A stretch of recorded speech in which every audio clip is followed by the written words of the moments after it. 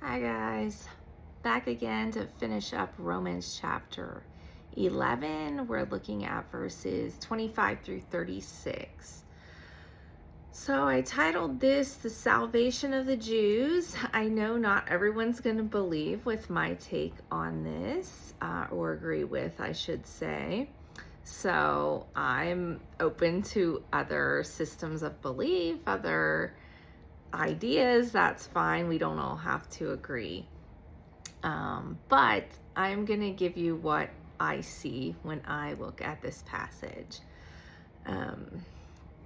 So Paul has been explaining how the unbelief of the majority of the Jews served as a catalyst for the salvation of the Gentiles.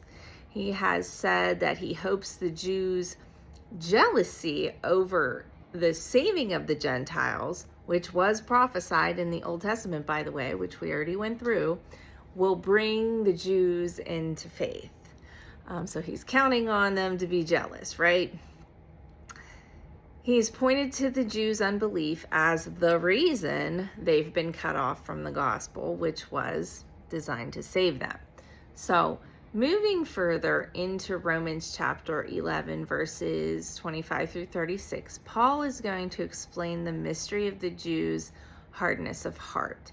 He says this: "Lest you be wise in your own sight, I do not want you to be unaware of this mystery, brothers. A partial hardening has come upon Israel until the fullness of the Gentiles has come in.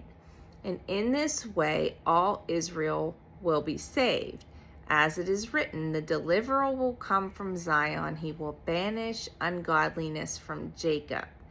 And this will be my covenant with them when I take away their sins." Romans 11:25 through 27.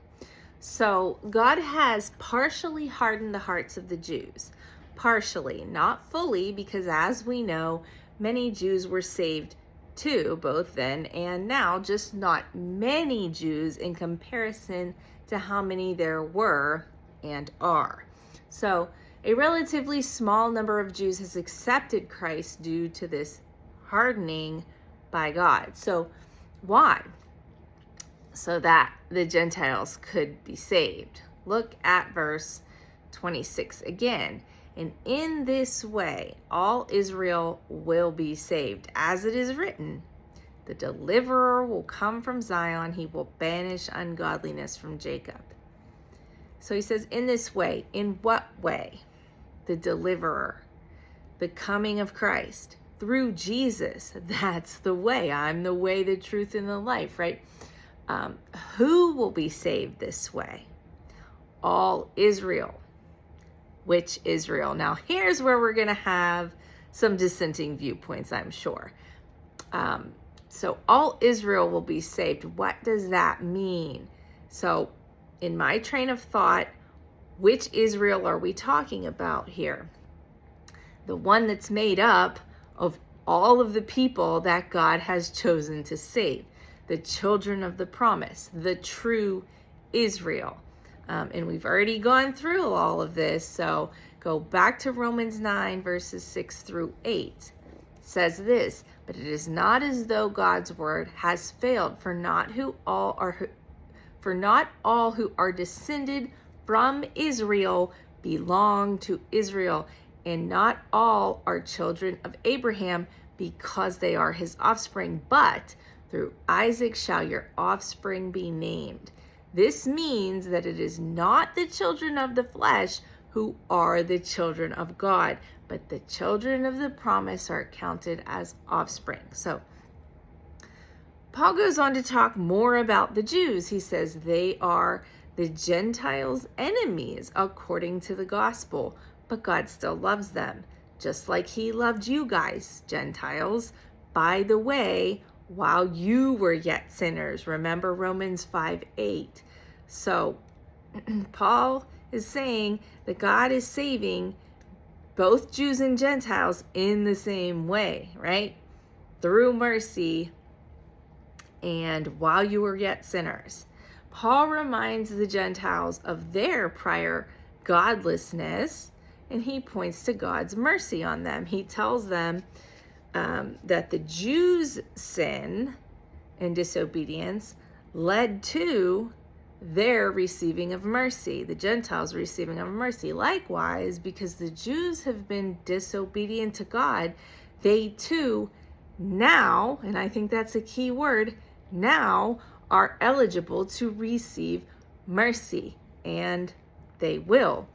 So consider verse 29. Paul says, "For the gifts and the calling of God are irrevocable." And he's talking about the Jews, right? His chosen people down through the ages.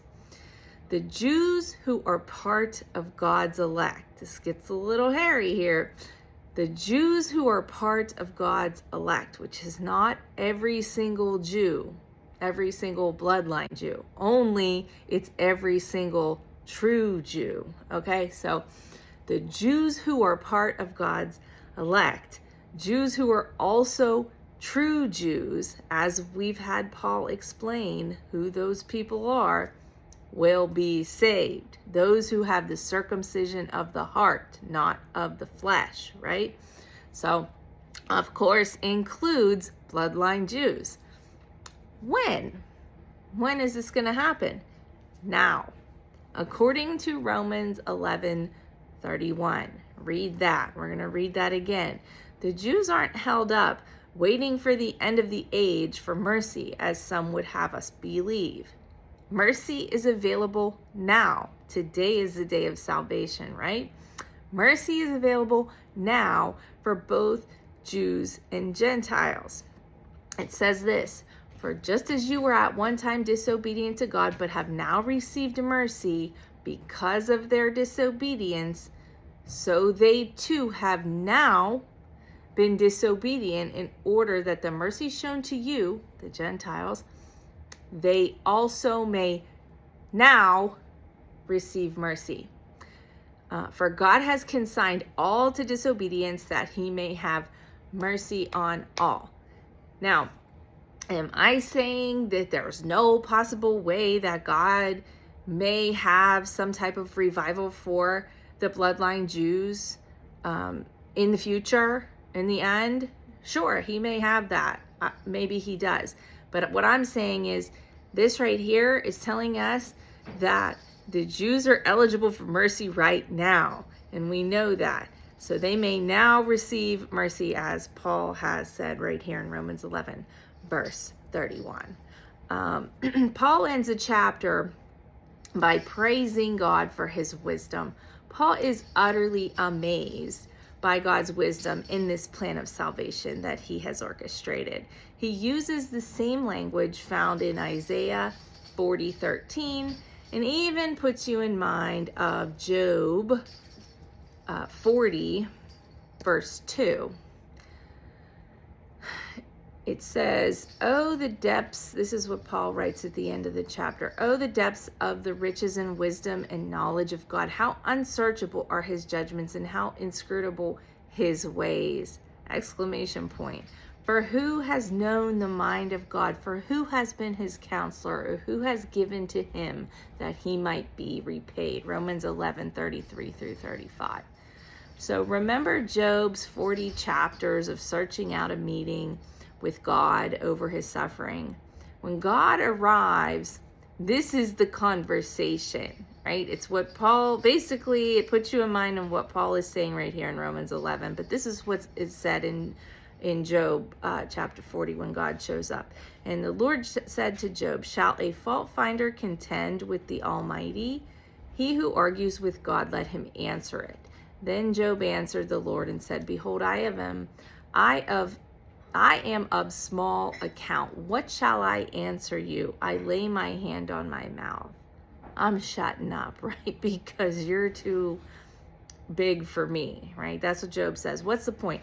Paul is declaring God's sovereignty over all things, including the salvation of the Jews. Just as he asked Job where he was when God spread out the heavens and the oceans, and just as the psalmist says in Psalm 115:3, I believe, it says, "Our God is in the heavens. He does whatsoever he pleases." all roads lead to God's sovereign will. God is altogether sovereign. He is God and we are not. He's in charge, right? He's gonna do this thing the way that he wants to. Paul finds God's glory in this truth and he turns to worship, as should we. So I hope that makes sense. I hope that's helpful. Send me your comments. And next we're going to move into Romans chapter 12. And Paul has a charge for all of us in light of the reality of God's mercy and his sovereignty in salvation. Have a good day.